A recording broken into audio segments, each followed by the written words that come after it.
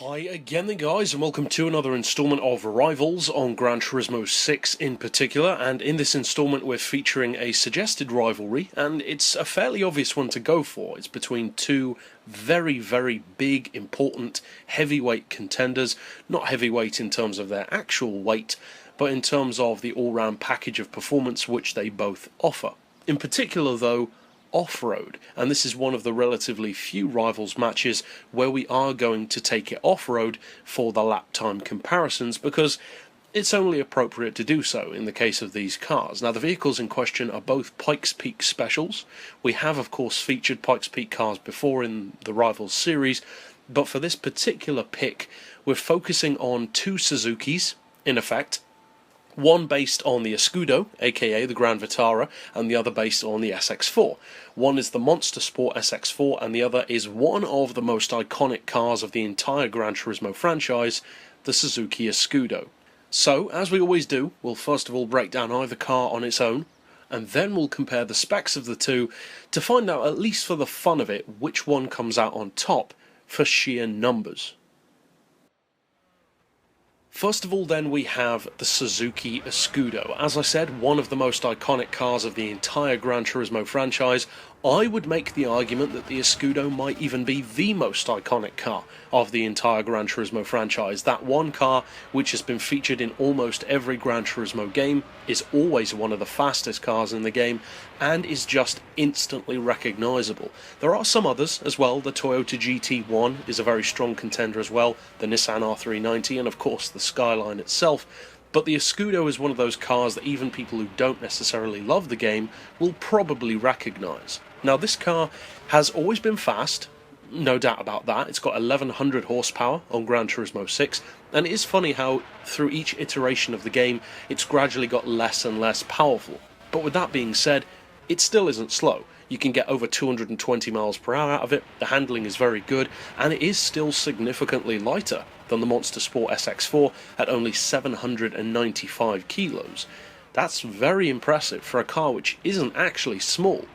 As far as its overall ability on a dirt track, well, it's a record holder. Of course, it's going to be fantastic. It's not necessarily the most beginner-friendly of cars, but at the same time, I wouldn't say that because it's difficult to drive, but just because of its sheer size. It's a very big, cumbersome vehicle to drive quickly if you're not used to driving a car like that. But once you do, it is a monster, that's for sure. What, though, about its spiritual successor, the Monster Sport SX4? Well, the SX4 is a considerably different animal to the Escudo. It's very similar in the way it looks, that's for sure. It's intended for essentially the same purpose, but the way it goes about it is quite different. The power is higher, 70 horsepower higher, roughly. It does also have more torque, but it's also a lot heavier. A lot heavier. It weighs almost 300 kilos more, and for a rally car, that is a massive difference. The horsepower per ton does suffer, but that being said, it still puts out well over 1,000 horsepower per ton, so it doesn't suffer that much. In terms of lap time potential though, it did surprise me just how much quicker this car was. I already knew it was quicker in a straight line. This car can do around 235 miles per hour, the acceleration is quicker, and on most road circuits it is the quicker of the two. But off-road, I thought that the weight advantage might work more in favour of the Escudo, to at least make it not that far behind. But that didn't really work, at least with me driving. Around 4 seconds is the difference between the two. That's pretty hefty. So that's it for the individual breakdowns, but what then about how they compare? Well, let's find out.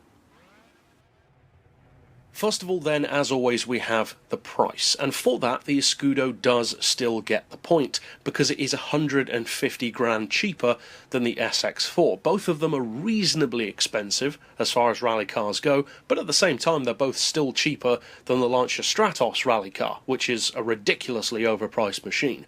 And even against vehicles like LMPs and GT1 cars, they are in that same kind of price range. But unlike something like a Stratos, they can actually take on vehicles like that, not just on-road, but they have the dual-purpose use of being fantastic off-road as well. As far as engine capacity goes, well, that point works in favour of the SX4 with a 3.1 litre to the 2.5 of the Escudo. As far as PP though, it swings the other way. They're both over 700, but the Escudo has a 10 PP edge, and that is predominantly due to how much lighter the car is. As far as power, we already said the SX4 is the more powerful of the two. 1169 horsepower is one of the highest outputs in the game, in fact, and the torque is also higher, which isn't too surprising overall, but it's quite a bit more, around 45 foot-pounds more between the two. As far as weight though, well, we already said the Escudo has it beaten handily. 795 kilos is not just lighter than the SX4, that's lighter than most of the Le Mans cars in the game as well. That's only a little bit more than something like a Peugeot 905, that's less than a Mazda 787B. That's very impressive for a car as big as this one. And overall, even though the SX4 does have more sheer horsepower, the fact that the Escudo is so much lighter means that even though both cars are putting out over 1 horsepower per kilo, over 1,000 horsepower per ton in other words, the Escudo is huge in terms of horsepower per ton. 1,072 is not bad at all for the SX4, but 1,384 horsepower per ton on the Escudo is insane. That is literally Red Bull territory in some cases. But overall, it is interesting to note that the quicker of the two was still the SX4, despite the fact that, as usual, the slower car, the Escudo in this case, did have more points. So as always, you should always take potential specs and potential advantages with that grain of salt, and of course, whichever of these two you choose to go for, the quicker SX4 or the iconic Escudo, you're going to be pretty happy with both, I think. The Escudo isn't as dominant as it used to be, for sure, but it's still a monster. It's one of the fastest accelerating cars in the game, especially motorsport vehicles, and they'll both serve you well. It just depends if you want outright performance or a legend. But that's it overall for this particular Rivals match. I'll see you guys next time, and as always, thanks for watching.